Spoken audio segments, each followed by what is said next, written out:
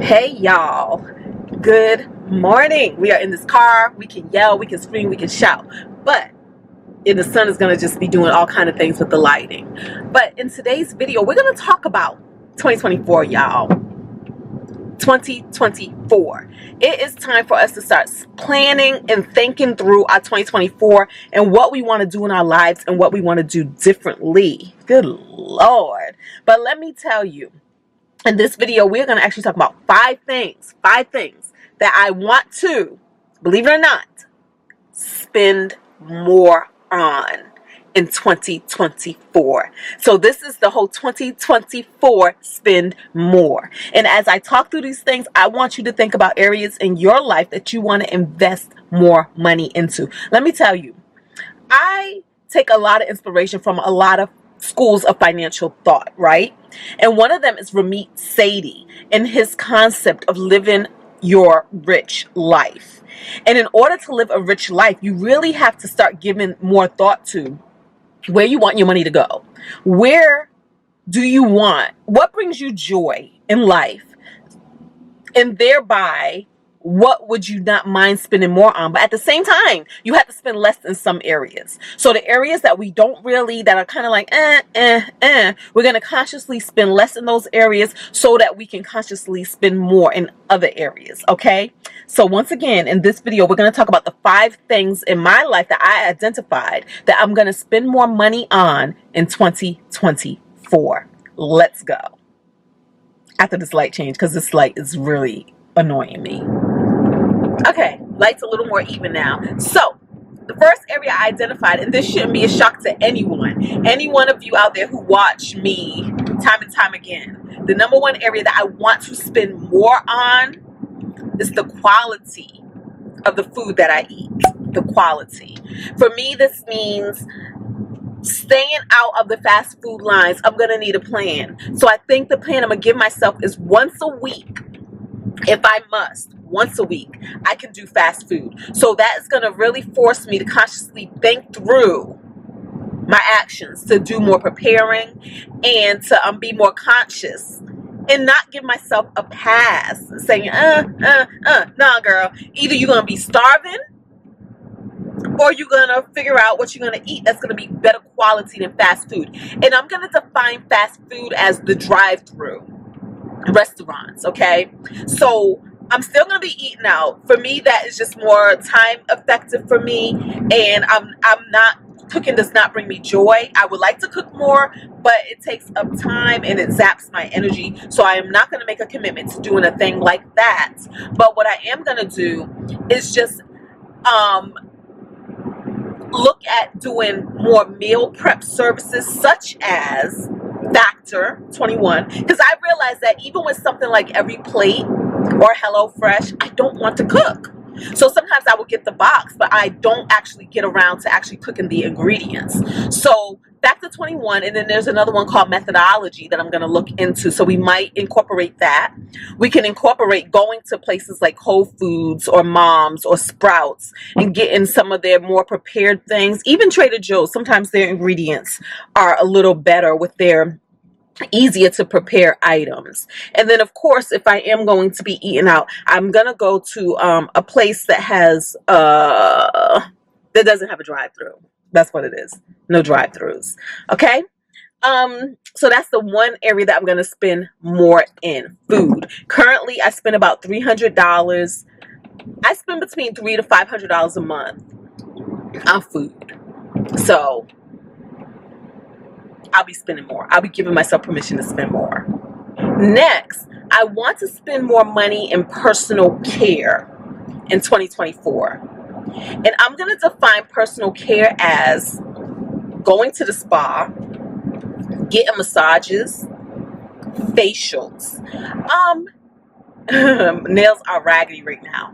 Getting my nails and hair done, that is personal care, but it's not something I enjoy. I do not enjoy hair and nails and petties. I don't. But maybe. No, I don't think I would. I was going to consider, you know how like you go get a pedi and you can actually upgrade the spa treatment to like you can just upgrade the treatment where they're using better gels and I can't even think of the name of the stuff that they soak your feet in. Not just the paraffin wax, but things like that. And then they will actually spend more time massaging you. But I'm not sure. I don't know. I don't think I'm going to invest more in that area, because honestly, in my mind, that's just it's not a for real massage. Like a for real massage for me is going to a massage parlor and getting a massage. So I do want to spend more money on massages. I do want to spend more money on facials. I do want to spend more money on spa treatments. And for me, that is more like the Korean spa, where you have the hot sauna rooms and everything. That stuff is so good for your skin. It's just so good for your body. So I want to take time to do more of those things. And also yoga. That is part of my personal care regimen. And for yoga, for right now, like I have a membership. I do $180 a month. I just started that this year. So we're going to continue that into 2024. But I actually have to make time to actually go and do it. Okay. And so for me, in order to make those things work, it meant that I had to spend less time in some areas. Where am I going to spend less time? Where am I going to spend less time? I believe I'm going to spend less time in travel. Believe it or not. Believe it or not. So this brings us to the next area that I'm going to spend more money on. So if I'm going to spend less time traveling, I figure I can spend more money on staycation experiences. So this means just staying local and doing more local things that I normally just don't have time to do, because I spend so much time traveling that when I am home, I am spending more time trying to catch up on life. Catch up means work. That's number one. I'm spending more time going to work, so I don't have time. I'm spending more time trying to catch up with chores around the house. But I figure if I do more of a staycation experience, I will be home more. And therefore, I will have more time to do things like go to the spa, get facials, get massages, and have more of a routine in my life. Okay, so that is the next thing. So we have 2 more things to go that I am going to spend more money on in 2024. So the next thing I'm going to spend more money on is intentional home improvements. Intentional. Let me paint the picture, guys. You know, when you first move into a new space, whether it's an apartment, whether it's a new home, that first year, first couple of months, first weeks, you identify the things that you want to improve on in said home, in said space.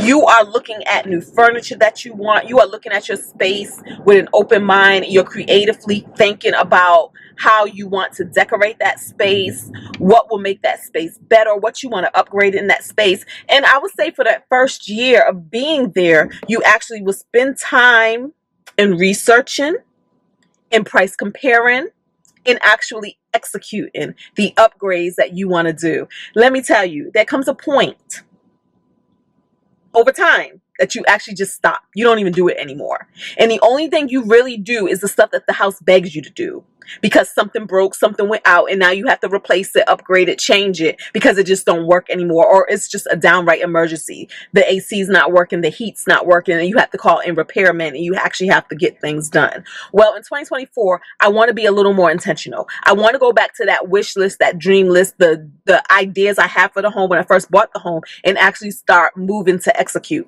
Now, the funny part about that is all of those things I did, like for instance, I had my deck custom designed and built. I wasn't living that budget life then. I was not financially aware of my money then. So I would truly just make things happen and not necessarily figure out the financial game plan. Now that I'm a little more money conscious, it kind of makes me apprehensive to pull the trigger when it comes to spending a dime. But let me tell you something. That deck that I have, I own that deck. It's not financed, it's paid for. And it's something that I'd be looking at now and I'll say, because I spent like about $30,000 between the deck and the hot tub. I probably wouldn't have made that decision. I wouldn't have done it. But being that I did it back then, I don't regret having done it. And it is paid for. So I need to find that balance again of actually investing money in the improvement, not just improvement for improvement's sake, but improvement because it's going to add, I'm going to actually enjoy my space even more, getting some things done. So I want to do that. when we go to sell a home, like I did this with my last home when I went to rent it out, I actually got stuff fixed and made the house a better space than I even had for myself. Like when I was living there, the things weren't like that. But as I'm selling it, as renting it out, I make it better for the next person than I made for myself. So I want to make my house better for myself, and not just because, oh, well, guess what? You're about to put your house on the market. You better stop fixing stuff, upgrading stuff, getting things together. No, why can't we be the recipients of that improvement? I want to be the recipient of that improvement in 2024. And so the last area,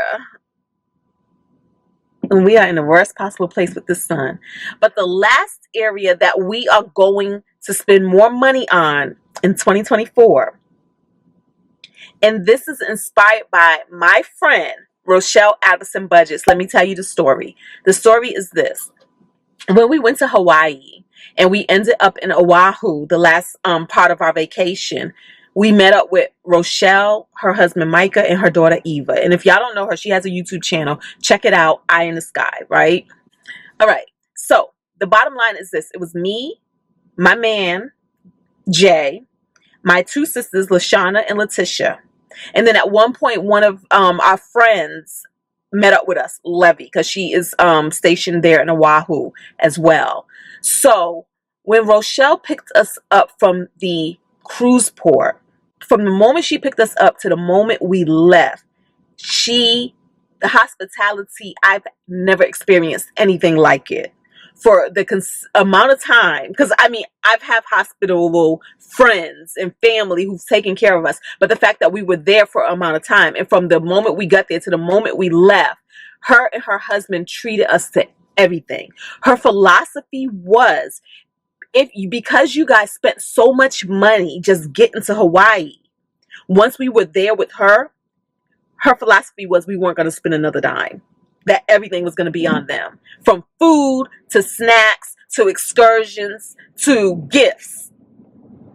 She paid for it, and we tried to object. No, wait, hold up, and we did send her Cash App afterwards because she wouldn't take our money.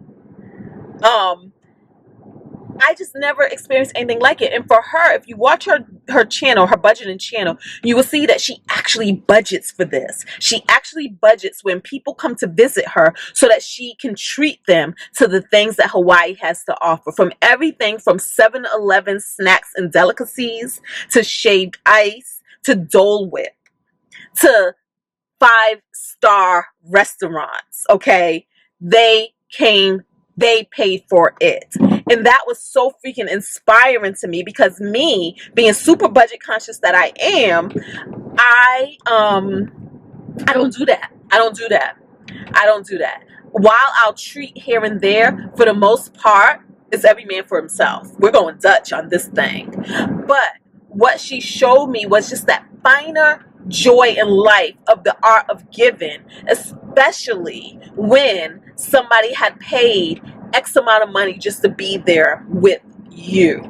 So that is something that I want to incorporate more into my 2024. And that is, if you are here visiting me from out of town, I want to be able to take care of you freely, because it is in my budget and I planned for this. I want to do that. I want to do more of that. So the last thing I want to do in 2024 is to just 10x my giving. I'm already a giver, but I want to be intentional about 10xing it when it comes to the area of the art of staycation, the art of people visiting, and the art of just taking care of our guests. The way Rochelle Adamson, Micah, and Eva took care of us when we were there in Hawaii. Okay?